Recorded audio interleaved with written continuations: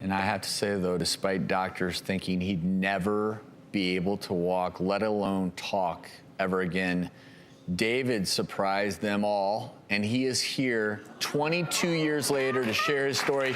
Please welcome David.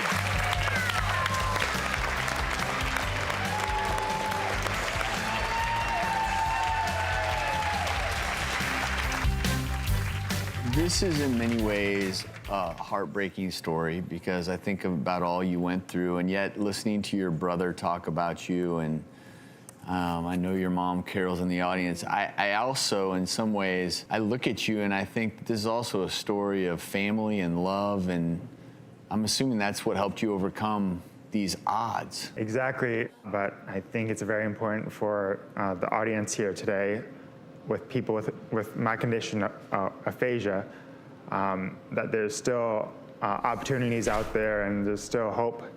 And it's so important for us to get out there and enjoy life once again and have a life, so. I'm so proud of you, David, and you know, it's just so amazing to hear him talk in front of all of these people. It took him so long.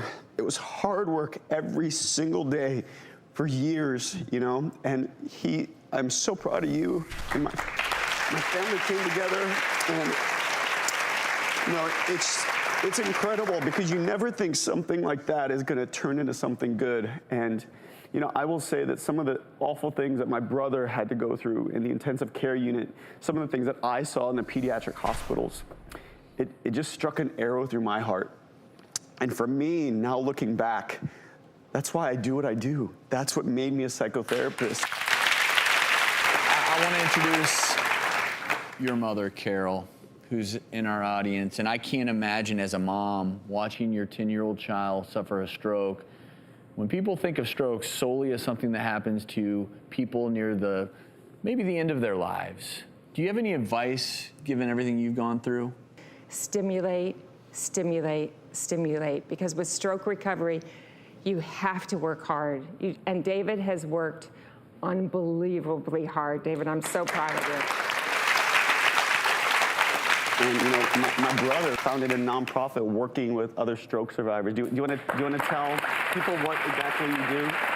We have a great Facebook group that people can join for the stroke survivors with aphasia and their caregivers, and we also take people on events.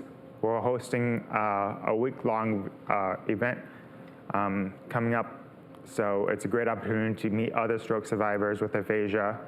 And we take people on cruises, so it's a great opportunity to be so encouraged to be out there and have fun.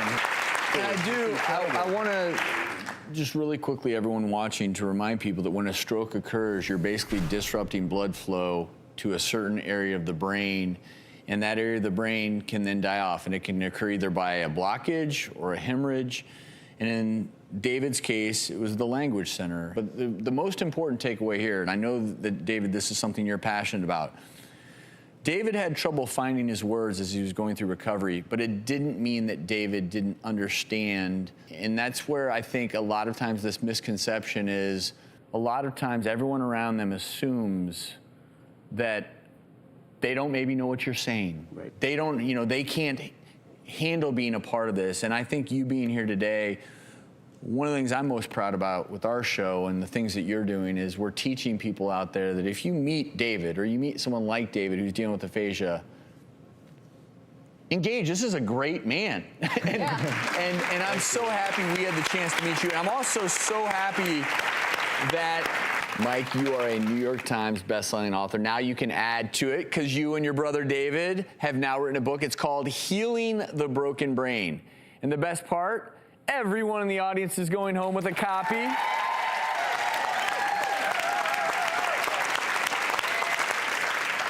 I love it when we bring families together. I also know that you're super close with your grandpa.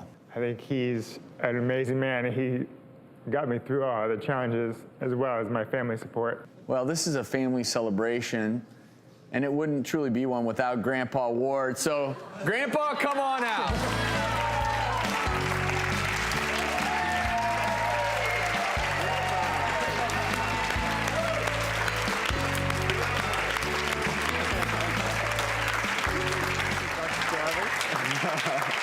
think we are all blessed and touched to have you all here today. And I have to thank the three of you for sharing Mike with us regularly on the show. We're blessed to have Dr. Dow. David, thank you so much. And we're going to have more about Aphasia, also the nonprofit that David works with, on our website, thedoctorstv.com. We'll be right back.